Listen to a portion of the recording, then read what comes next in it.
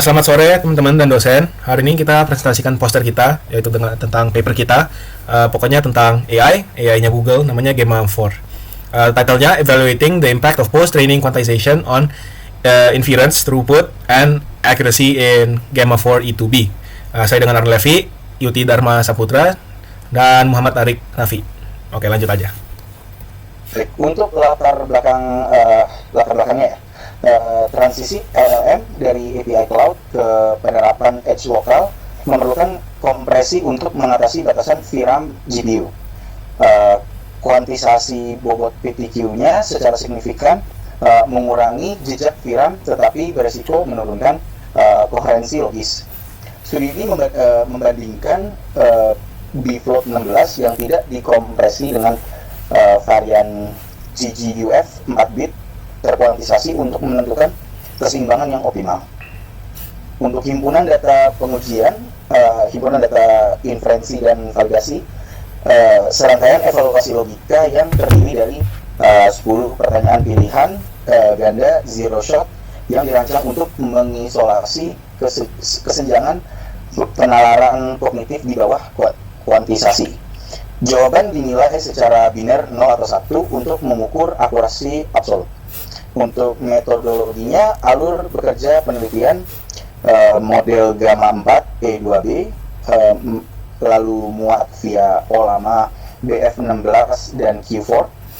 Jalankan 10 teka-teki logika zero shot, lalu catat telemetri BTOC dan Olama PS, lalu evaluasi kecepatan dan akurasinya. Baik. Oke, kita lanjut. Lalu selanjutnya ada research objektifnya sendiri. Kamera 3 yaitu membandingkan kecepatan inferensi TF16 dan Q4 menggunakan TPS dan TTFT.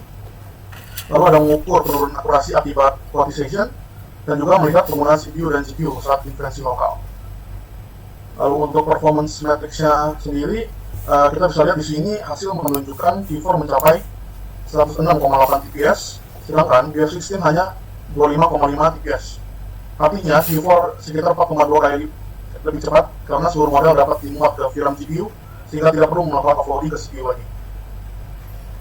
Lalu untuk hardware telemetrinya, kita bisa lihat di sini Q4 memanfaatkan GPU lebih maksimal, lalu BF16-nya sendiri lebih banyak membebani CPU dan RAM karena sebagian model tidak kuat di VRAM-nya. Oke, itu saja. Kita move on.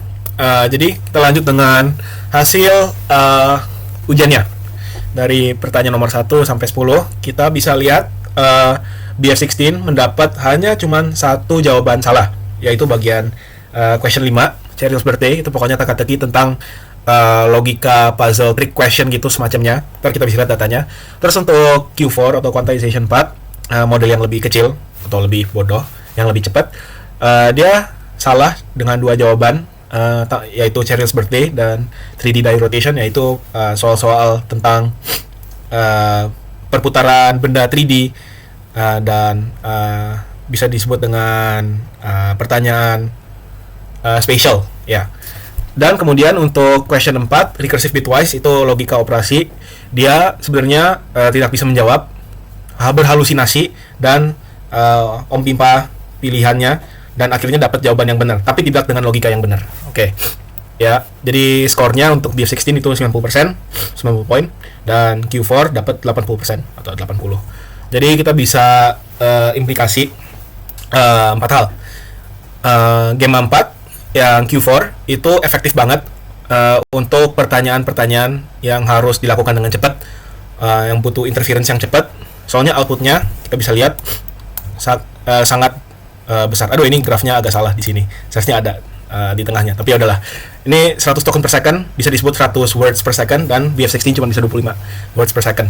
Kemudian untuk kepanasan sistem dan ke konsumsi listrik lebih hemat Q4, soalnya emang modelnya lebih kecil. Dan untuk pertanyaan atau tugas-tugas agentic yang perlu presisi tinggi, yang pertanyaannya yang sangat rumit, diajukan untuk memakai yang BF16, bukan yang quantization 4 Gemma 4-nya. Jadi kesimpulannya untuk day-to-day chatbot gitu, Q4 sangat diharuskan untuk dipakai dibanding BF16. Ini source kita, referencesnya. Kemudian untuk datanya ini kita kasih lihat aja di mana ini. Nah, ini untuk data pertanyaan kita kepada AI-nya. Ini ada sejarahnya, ada di GitHub kita. If I can scroll, there we go. Complete.